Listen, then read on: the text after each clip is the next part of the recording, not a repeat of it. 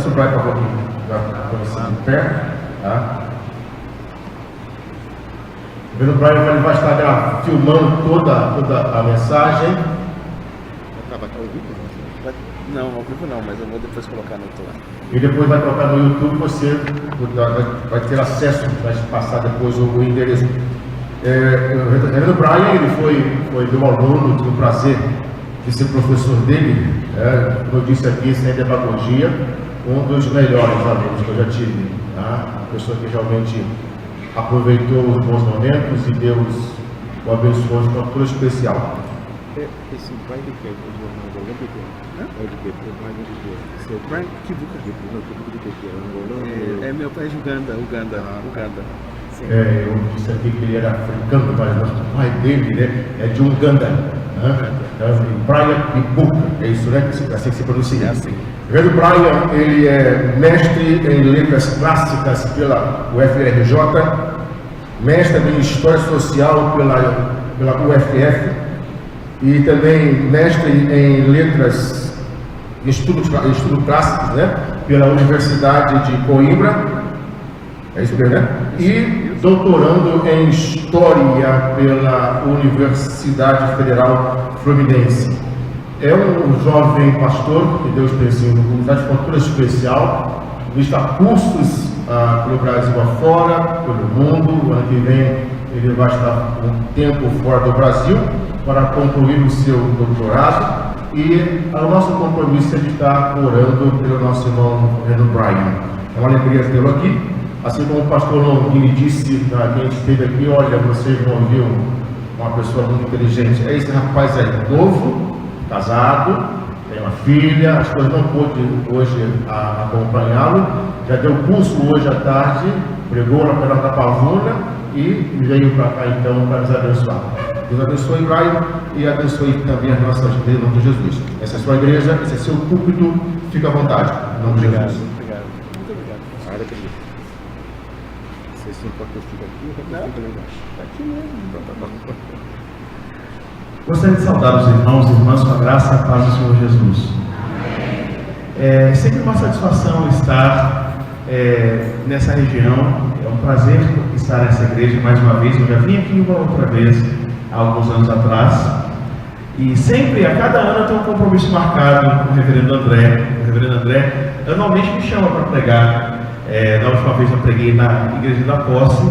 Eu sempre vou pela gratidão que tenho. Se conseguir, pela graça de Deus, estudar, foi por causa da graça de Deus que se manifestou, entre outras coisas, através da vida do meu educador, de quem me ensinou o que é educação cristã, e essa pessoa é o Reverendo André. O Reverendo André foi e é o meu professor de educação cristã. Eu me lembro que ele pediu uma vez na aula, ele sempre fazia isso, ele pediu para nós escrevermos o que nós gostaríamos de fazer e ser. Ele disse que guardaria aqueles papéis, porque depois de alguns anos ele visitaria os papéis e veria o que nós conseguimos fazer do que nós propusemos ali. E eu me lembro que eu temi, foi talvez uma das primeiras vezes que eu pensei que eu não sabia bem o que eu queria fazer. Eu fazia sem planejamento. Estudei foi pela graça de Deus, e uma das pessoas que Deus usou foi o Reverendo André. Então, Reverendo André, sempre que o Senhor me chama, mesmo que eu não possa estar, eu estou, porque é sempre um prazer, e é bom saber que essa igreja tão bonita, esse lugar tão agradável, de irmãos tão hospitaleiros, é pastoreada pelo Reverendo André. Então essa igreja está no nosso coração, está também nas nossas orações. Muito obrigado por nos receberem tão bem, muito obrigado por podermos compartilhar juntos a palavra de Deus. É um privilégio, especialmente por estarmos aqui diante da palavra de Deus. Vamos abrir nossas Bíblias, irmãos e irmãs. No livro do profeta Isaías, nós leremos o capítulo 55 deste livro. Livro do profeta Isaías, capítulo 55.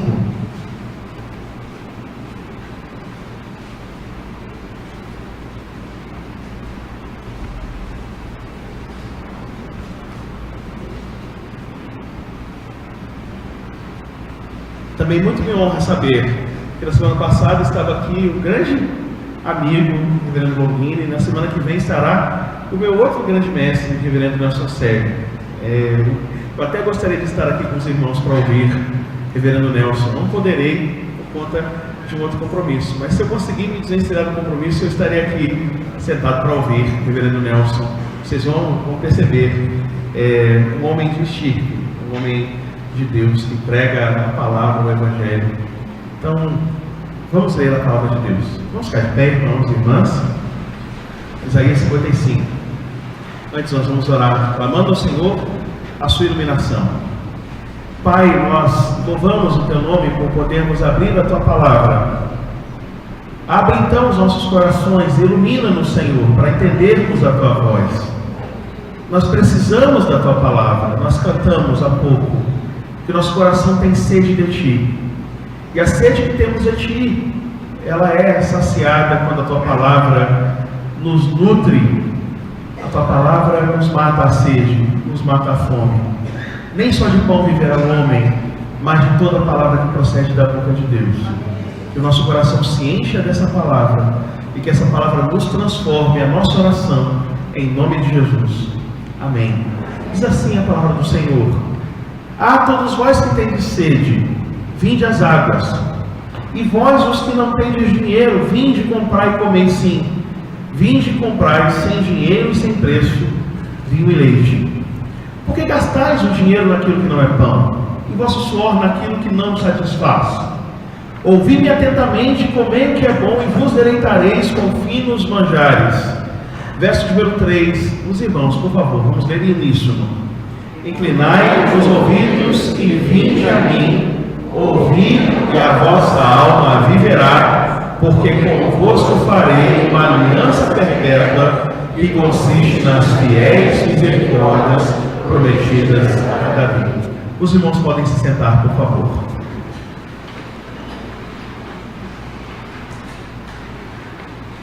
Nós estamos comprometidos hoje em pensar sobre a reforma nossa de cada dia, o tema que nos foi proposto. E nós somos convidados pelo profeta Isaías a pensar a reforma protestante como uma reforma que é atual, porque é uma reforma que nos ensina sobre a graça. Desde que o mundo é mundo, o homem tem necessidade, o homem tem carência, as pessoas precisam de coisas, precisam de pessoas, precisam de Deus.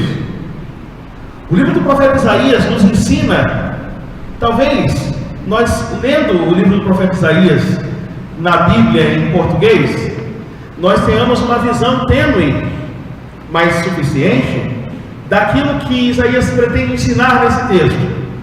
Ele ensina que aquele que precisa de alguma coisa pode buscar, que aquele que precisa comer pode pegar comida, que o dinheiro não compra comida e nem sustento, provisão. Mas se é para usar dinheiro, gastemos o dinheiro com pão, usemos o recurso para o sustento. Mas precisamos entender que devemos ouvir atentamente a voz de Deus para comer o que é bom, que nos mostra que o livro do profeta Isaías está ensinando que ele não está falando de culinária, que não é o Masterchef. O que ele está falando aqui é sobre poder usufruir aquilo que nós precisamos a partir da palavra de Deus. O verso 3 vai nos ensinar que nós devemos inclinar os ouvidos, ir até Deus, e a nossa alma será suprida, a nossa alma viverá, porque Deus faz conosco uma berite, uma aliança. Esse texto está em português, você pode ler.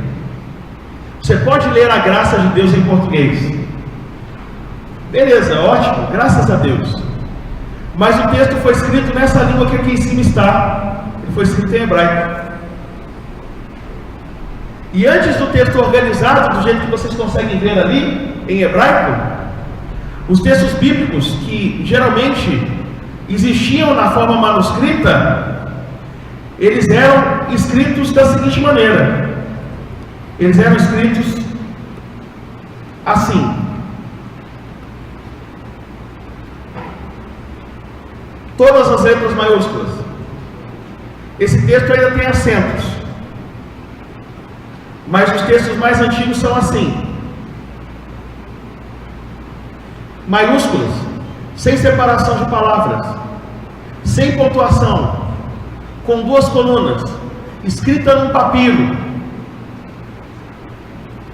Para a Bíblia chegar às suas mãos e você ler sobre a graça, e saber que Deus dá ao homem e à mulher que busca nele a provisão, o sustento e a salvação, saiba que o processo não foi fácil, não foi de uma hora para outra. Eu quero contar essa história para vocês, a história da reforma nossa de cada dia, do dia de hoje, que só pode ser vivido com você lendo a Bíblia em português, você dentro de uma igreja com liberdade religiosa. Mas isso tudo nem sempre foi assim. Só é assim hoje porque no passado há uma história que precisa ser contada e recontada e recontada, porque essa história é uma história que nos ensina sobre os homens que derramaram o seu sangue, que enfrentaram perseguições, que perderam às vezes quase tudo que tinham, para fazer com que nós tivéssemos esse privilégio de poder entrar numa igreja, ler a Bíblia e aprender sobre a graça hoje, e fazer uma reforma em nossa vida, transformando a nossa ideia de que nós somos capazes de alcançar a graça de Deus por nós mesmos, na ideia humilde de que diante de Deus nós não somos nada, não somos ninguém, nós precisamos dele, e ele é tudo para nós, porque ele nos dá tudo, a vida, e também nos dá da sua graça, a graça especialmente da salvação. Essa história, irmãos, é uma história que eu quero começar no século XI. Eu quero começar falando sobre a necessidade da reforma já no século XI, porque a reforma foi necessária, é fato.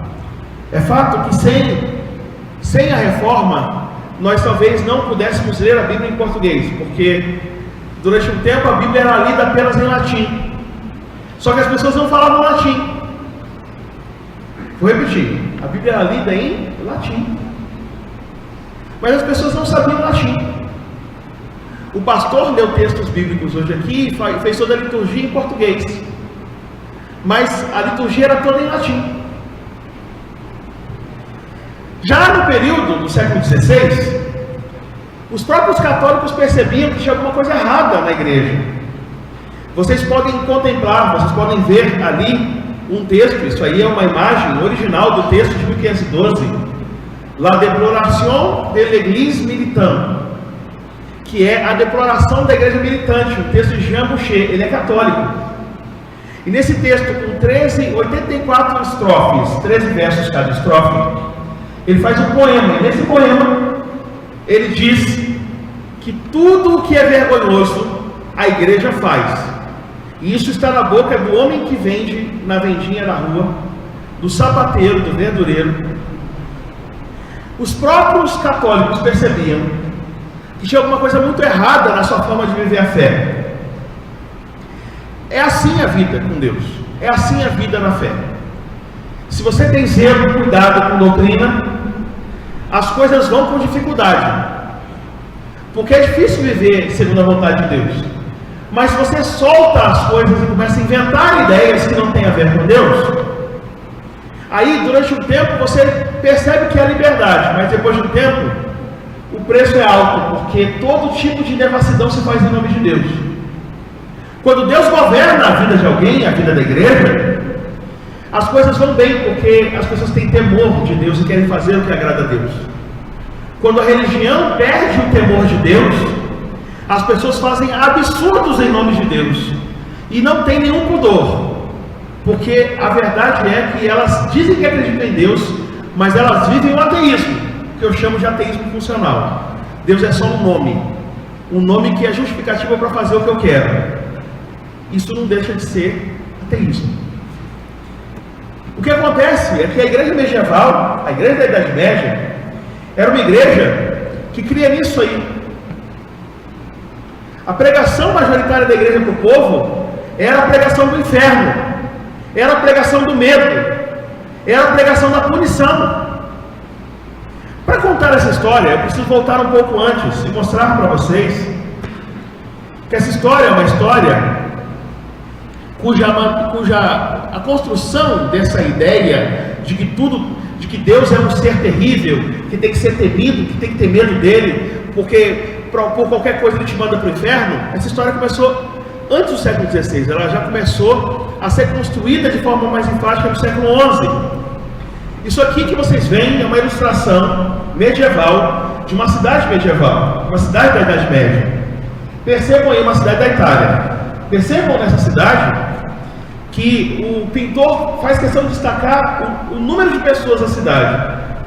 A população vai crescendo na Idade Média, século XI, século XII, século XIII. A população mais do que duplica.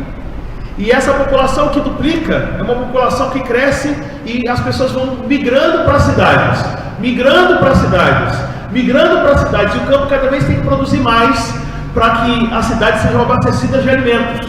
E as cidades ficam apinhadas de gente.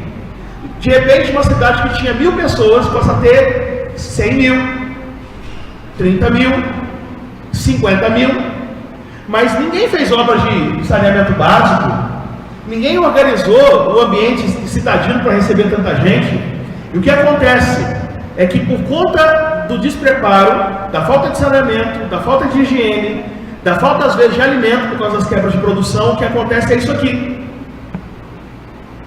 A Europa é assolada pelo que nós chamamos de peste negra ou peste bubônica. Peste negra porque a pele da pessoa fica negra. Peste bubônica porque aparecem bulbos na pele da pessoa. É transmitida por uma bactéria, transmitida por pulgas que estão nos ratos, também pela saliva, também pelas secreções. E aí de repente você está numa família de 7 pessoas e uma pessoa começa a aparecer um inchaço do tamanho de uma laranja na sua virilha. De repente isso vai espalhando pelo corpo. De repente a pele fica negra e em 5 dias morre.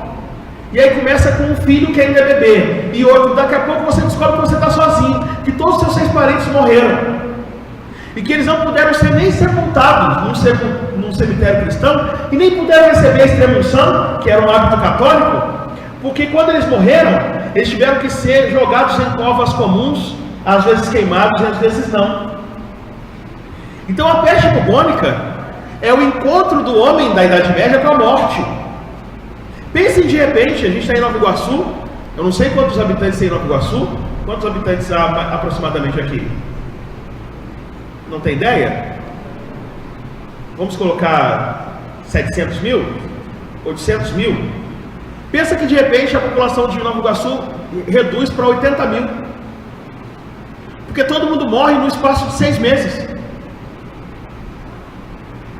As pessoas que creem em Deus vão procurar os pastores e vão perguntar por que aconteceu isso. Mais ainda, vão perguntar para onde vai o meu parente que morreu, para onde ele foi. Porque naquela época se acreditava que sem a extrema-unção, que sem a confissão, que sem esses ritos de perdão, sem as missas, sem um sepultamento cristão, você não ia para um lugar bom não. Você ia para o purgatório ou para o inferno. E aí todo mundo começa a perguntar para essa igreja que dizia isso: e agora, o que eu faço com o meu parente? Meu parente morreu. Todo mundo da minha família morreu. E mais ainda, tinha gente que não morreu ainda, mas pensou: eu posso morrer a qualquer momento. E o que eu faço para ter a garantia de que eu vou para o céu? O que eu faço para ter a garantia de que eu vou para o céu? Aí a igreja deu algumas respostas. A primeira resposta da igreja foi essa: inferno, purgatório. Morreu sem extrema-unção, morreu sem sepultamento católico, não foram feitas missas, morreu sem ter o pecado, sem fazer a confissão, inferno ou purgatório. Como a gente pode evitar isso? Os homens medievais queriam dar um jeito, porque muita gente morreu, gente. Imagina a sua família toda de uma hora para outra desaparecer. Aí a Igreja Católica dá algumas respostas. Essa é uma resposta: Cristo, Deus, o Espírito Santo, os santos anjos com Maria e os santos. Esses santos com suas boas obras geram um patrimônio, um depósito. É isso mesmo. Cada boa ação do santo que o salvou sobeja. Então a igreja guarda isso num baú espiritual. E essas boas obras, que é o depositum fidei, depósito da fé, A igreja conserva e ela dá para quem ela quiser. A igreja pode dar, por exemplo, se seu parente for para o inferno, meu parente for para o inferno, a igreja pode pegar as boas obras de um santo e atribuir para o seu parente. Aí as pessoas perguntavam, como que eu posso conseguir então um pouquinho das boas obras dos santos? As respostas foram 3. Primeira, aqui você tem as pessoas doentes, com a peste bubônica ou com lepra. Na frente o clérigo, hasteando pendões, clérigo segurando o crucifixo e as pessoas se mutilando, se flagelando. Primeiro, para você conseguir perdão, você tem que sofrer. Não tem graça não. É sofrimento. Você tem que pagar. Você está doente porque você pecou. E para tirar o peso da tua culpa, você tem que apanhar. Deixa eu explicar uma coisa. Eu estou falando do catolicismo medieval, não do catolicismo de hoje. Ok, irmãos? Estou falando do catolicismo medieval. O catolicismo de hoje não é assim. É bom deixar bem claro. Nós temos todo o respeito pelos católicos. Mas o catolicismo medieval, eles mesmos reconhecem, era assim. Outra solução. Tem herege no meio do povo. Tem gente que está contaminando o povo, por isso que está vindo as doenças. É o castigo divino. O que a gente faz com os hereges? Quem são os hereges? Os que mataram Jesus. Quem matou Jesus? Os judeus. O que faz com os judeus? Uma ilustração da época. Queima. Então eles promoviam a queima de judeus em praça pública. E a terceira alternativa que eles ofereciam, diante da questão da morte iminente ou morte real, era essa. Tem uma quarta. As mulheres são culpadas, porque Eva fez cair Adão. Então você conhece o texto da mulher virtuosa. Mulher virtuosa, quem achará? Continue o texto. O seu valor excede ao de muitas joias. A mulher virtuosa da igreja católica não é a que procede tão bem que seu marido é louvado entre os anciãos. Não é essa. É a que tem na boca um cadeado, para não falar. No ouvido, uma fechadura. Por quê? Porque a mulher costuma ouvir demais, então você tranca o ouvido dela. O espelho dela é o crucifixo. Para quê? Para ela não olhar para si mesma por causa da vaidade. Nada de vaidade, negócio de olhar para o espelho, ficar ali passando pinturinha, passando, qual é o nome daquelas pinturas mesmo? Passando blush, batom, né? Tragas. Não, ela tem que olhar para Cristo. E a mão dela, para não fazer coisa errada, tem que estar uma mão segurando o crucifixo, outra mão segurando o incensário. E o pé dela não é pé com sapato alto não, salto nos 15, não tem um negócio desse? Esses saltos altos? Não, o pé dela é pé de cavalo ou pé de jumento. Para quê? Para poder carregar água para muito longe, andar bastante atrás do marido e assim por diante. Olha o que transformaram a mulher na Idade Média. O aviltamento, a indignidade que a mulher era submetida. O que a mulher tem a ver com o rato e com as doenças? Era uma maneira, sabe do quê? De ir fechando o caminho da graça, de ir transformando as pessoas em pessoas que ficavam à mercê do poder da igreja. E o que eles fizeram com as pessoas à mercê do poder da igreja? Fizeram isso que está aí. Você quer o perdão para quem morreu do pecado? Você quer a indulgência plena? Indulgência plena, perdão pleno? O Papa vai e emite um decreto dizendo que está abrindo depósitos da fé dos santos para quem comprar indulgências. Aí vai o bispo, ali tem o bispo, dá para ver aqui, né? O bispo, do lado dele um sacerdote com uma cruz. Aqui tem um doutor, o chapéu dele é de doutor, lendo o decreto de indulgência e o povo comprando a salvação dos seus entes queridos.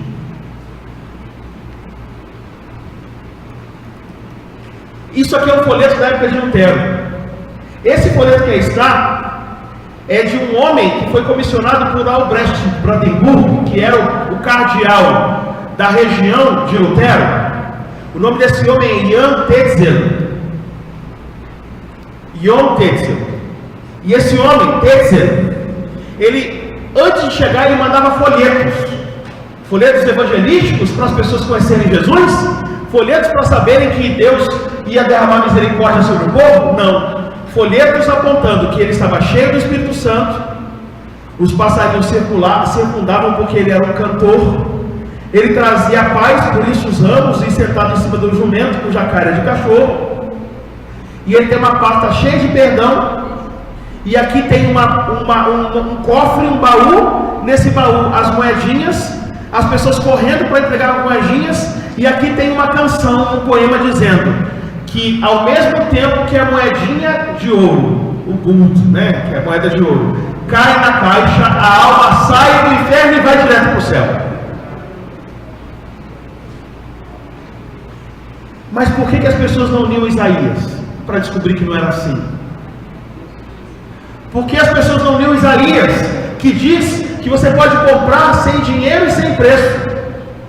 Por que não lê Isaías, que diz que você pode comprar e comer vinho, leite, pão, que basta ouvir a palavra de Deus, e ouvir a palavra de Deus a sua alma viverá? A gente acabou de ler isso.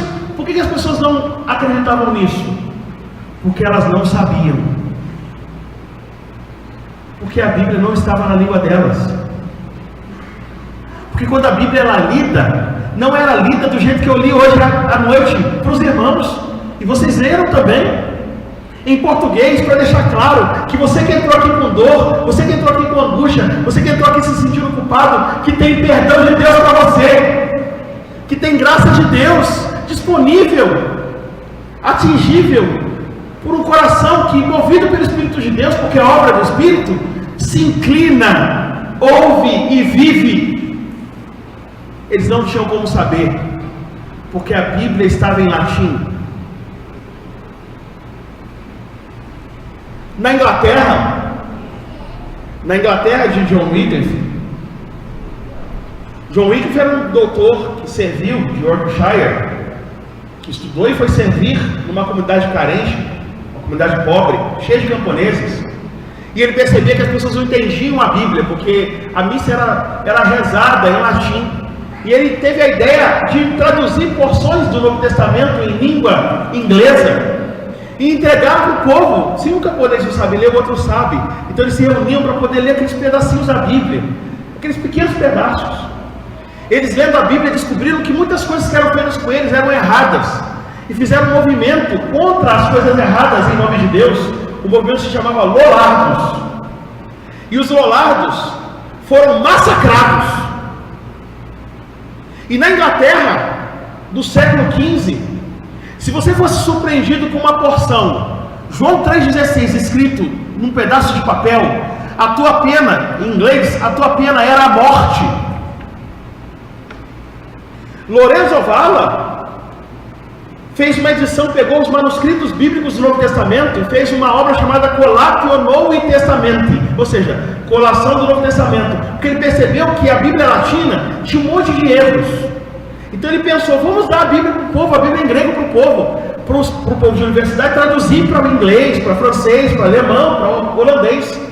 Ameaçaram e ele nunca publicou.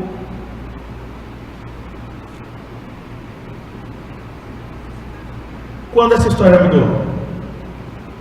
Essa história mudou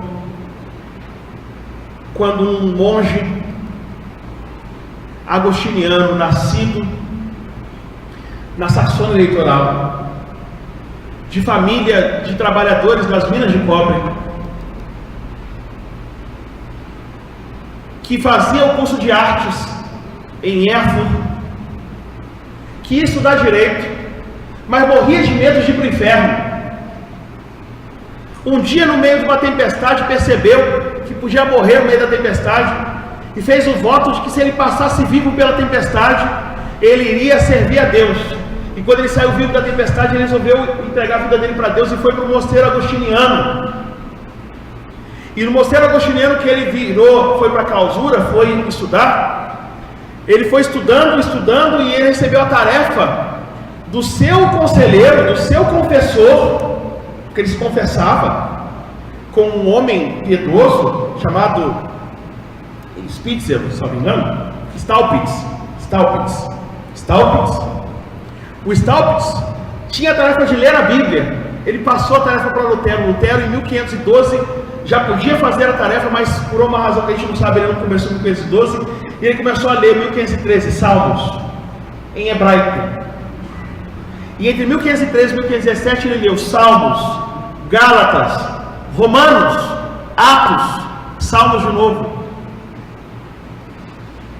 Quando ele percebeu que ele ia lendo a Bíblia e explicando a Bíblia para o povo, nessa igrejinha, na igreja de Wittenberg, onde ele era professor, dava aula de teologia, e ele ensinava a Bíblia para as pessoas, ele percebeu que as pessoas que vinham para a igreja ficavam incomodadas, sofrendo. Por quê? Porque enquanto ele ensinava a Bíblia para as pessoas, um outro monge, um dominicano, ia ensinando que Bíblia que nada, dá a moedinha, dá o ouro, que o dinheiro compra a salvação. Dá o dinheiro e confessa, porque a confissão você paga. Dá o dinheiro e tira a alma do seu parente do inferno. Você não ama o seu parente? Quanto você daria para o seu parente sair do inferno? Pois bem, então deposita que eu declaro que ele saiu do inferno. E ele percebeu a angústia das pessoas, e ele já tinha sido uma pessoa angustiada, que tinha encontrado um pouco de paz na palavra de Deus. E ele pensou, qual dia que a igreja vai estar mais cheia? O dia que a igreja está mais cheia é o dia que o povo pede mais para os santos, para os benefícios dos santos irem para eles. É o dia de todos os santos. Que dia é o dia de todos os santos? 31 de outubro.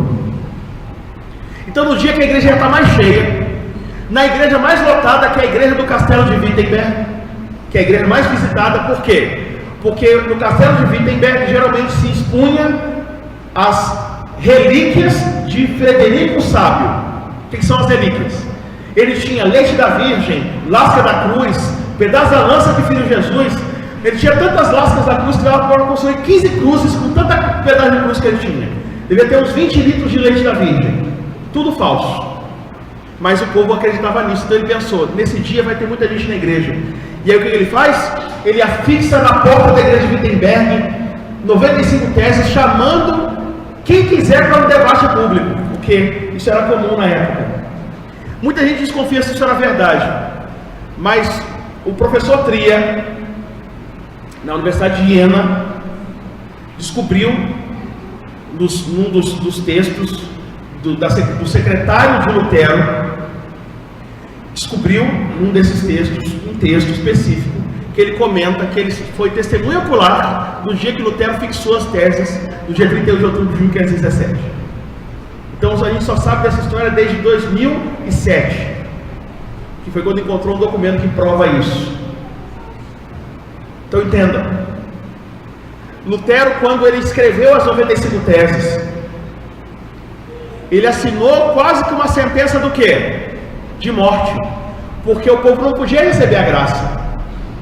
O caminho com Deus não podia ser o caminho de amar a Deus, querer receber a dádiva de Deus a partir, não do merecimento, mas pelos méritos de Cristo. Não, tem que ser alguma coisa que eu conquiste.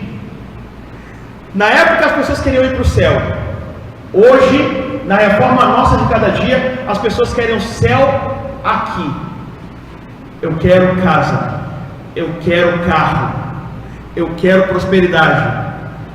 Então as pessoas imaginam que vão conseguir construir o céu aqui, trazendo o dinheiro, entregando o dinheiro na mão de um sacerdote religioso, e sabe lá como, entra num banco celestial, vai até Deus, e Deus manda um anjo carregar a bolsa de dinheiro, e a bolsa de dinheiro é depositada na conta dele, sigilosamente pelo anjo. A mesma venda das indulgências daquela época reduziu o evangelho da graça a um negócio mal feito, malfadado. Isso se repete hoje com os pregadores da prosperidade. Percebam, irmãos, Lutero leu a Bíblia, e para quem não estava acostumado a ouvir a Bíblia na sua língua, era como uma dádiva, era como um banquete, poder ouvir as palavras de Deus do jeito que eles podiam entender. Hoje muita gente desvaloriza isso. Não lê a Bíblia, tem a Bíblia em casa e não lê. Mas teve uma geração que queria ter a Bíblia para ler e não podia porque não tinha a Bíblia na sua língua. Hoje você pode saber o que Deus quer para você pegando a Bíblia, abrindo a Bíblia na tua casa e lendo a Bíblia em português. E ainda tem Bíblia de estudo que te ajuda ainda a decifrar, algumas sim, outras não. Ajuda a decifrar e ajudar a entender passagens mais difíceis. Isso tudo começou por um monge corajoso que resolveu enfrentar o Albrecht de Brandemburgo, enfrentando o seu emissário. E atrás do Albrecht de Brandemburgo tinha os Figa, que só eram os homens mais ricos da antiguidade, os terceiros mais ricos da história do homem, pelo menos a história da modernidade para cá. Obviamente, Lutero foi confrontado. Um dos confrontos que Lutero passou foi na dieta de Worms. O nome é Reichstag do Worms em alemão. Era uma reunião real. Estava lá Carlos V, o imperador do Sacro Império Romano Germânico, que envolve Países Baixos, Espanha, alguns países, alguns principados italianos, alguns principados ou eleitorados lá do que hoje a gente chama de Alemanha e Áustria.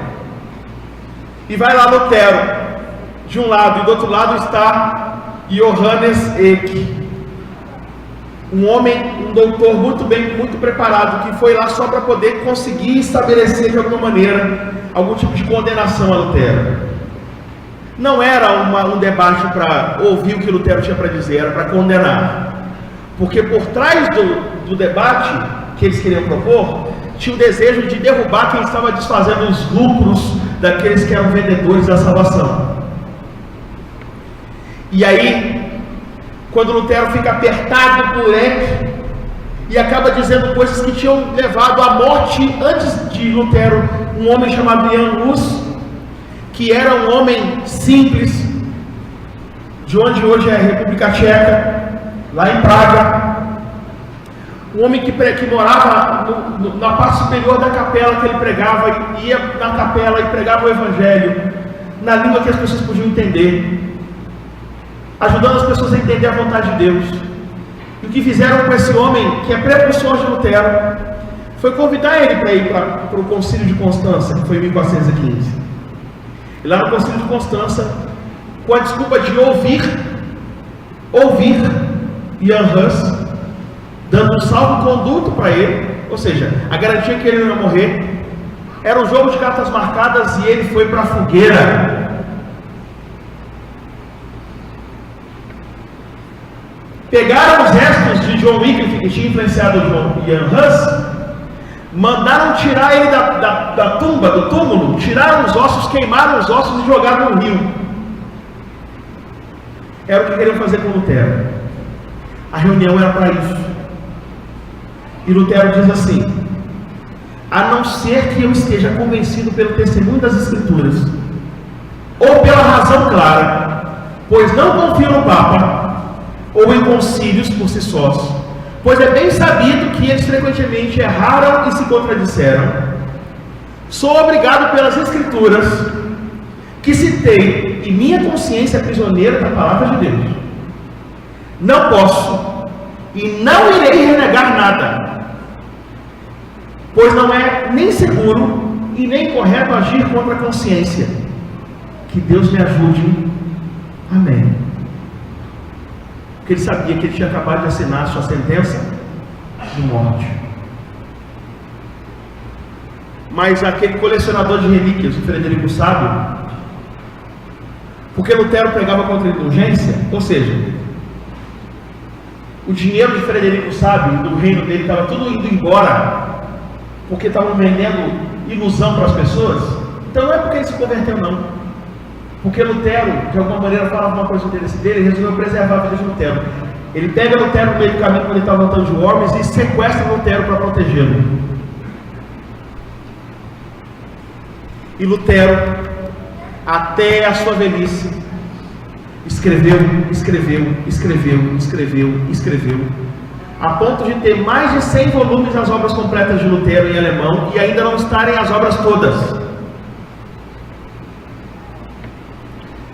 A começar da tradução da Bíblia para o alemão, a começar em 1524 dele falar para os príncipes e apelar aos príncipes que ensinassem o povo a ler, para o povo poder ler a palavra de Deus eles mesmos e eles mesmos terem consciência de que a palavra de Deus é a verdade. Olha que história faz parte da nossa reforma de cada dia. O que nós estamos fazendo com isso? Bíblias fechadas ou abertas no Salmo 91 em cima da televisão, versículos que nós não sabemos os seus contextos, mensagens que nós não queremos ouvir porque pensamos que demoram, doutrinas que não são mais estudadas porque as pessoas não têm mais paciência. É porque as pessoas não têm ideia de que o movimento que trouxe a Bíblia para a sua casa, que trouxe a confissão de fé para a tua biblioteca, que trouxe a possibilidade dessa porta aberta e esse púlpito aqui, e uma Bíblia aberta sobre esse púlpito, tudo isso foi porque Deus se apiedou da gente e quis, na sua soberania e no seu beneplácito, no beneplácito da sua vontade, quis que nós pudéssemos ter conhecimento de que Ele nos ama, de que Ele não quer que nós peguemos nosso dinheiro para tentar comprá-lo, seduzi-lo com vil metal, mas que nós podemos, por Jesus Cristo, chegar diante dele e, por exemplo, fazer o que nós fizemos hoje, pedir perdão pelos nossos pecados, pedir misericórdia, apoiar a pregação do Evangelho, contribuir, não com indulgência, mas com dízimo, para que isso se transforme em mais pregação do Evangelho, para salvar mais gente. Deus chamou, Deus me amou. Essa história não é a história da reforma do século XVI. Essa é a reforma nossa de cada dia. Você que está sentado aqui, visitante, que seja, você que é membro desta igreja, você é fruto de um Deus que manifestou um amor na história. Você está numa igreja presbiteriana, uma igreja que nasceu do sangue dos mártires. Você está aqui ouvindo dominicalmente um pastor que não é sacerdote, mas é docente, que instrui, não serve de ponte, mas serve de auxílio, de ajudador, de cooperador, de amigo, não dos seus interesses, mas amigo dos interesses da palavra de Deus, conduzindo você para ela. Você pode entender a liturgia, porque ela é dita na tua língua. Tudo isso é porque Deus queria que nós entendêssemos que a graça dele pode ser dita em português, e você pode entender. Não perca tempo. Aproveite que o canal está aberto. Aproveite que a porta está aberta. Aproveita que o dinheiro não compra o que Deus tem para dar. O que compra é um coração sensível. E seja mais crente. Seja mais fiel. Dê mais para Deus. Não porque Ele precise de alguma coisa de você, mas porque você entendeu que você é alguém amado, e tão amado, que o teu amor, o teu serviço é, na verdade, resposta ao amor de Deus. Porque essa história não é só uma história de livro. Essa história mudou a minha vida. Essa história mudou a vida do reverendo André, meu amigo. Essa história mudou a nossa vida. E que eu tenho certeza ainda vai mudar a vida de muita gente. Os eleitos serão atraídos por aprisco, e Deus manifestará a cada dia o seu amor. A reforma reforma nossa de cada dia, é a graça que se renova a cada manhã. Que Deus te abençoe, que você não se sinta sozinho. Você está debaixo da mão poderosa do Deus que te amou. Então seja uma pessoa grata, seja feliz, dê o seu melhor sorriso e viva para Deus. Proclame a palavra de Deus, mergulhe na graça, em nome de Jesus. Amém.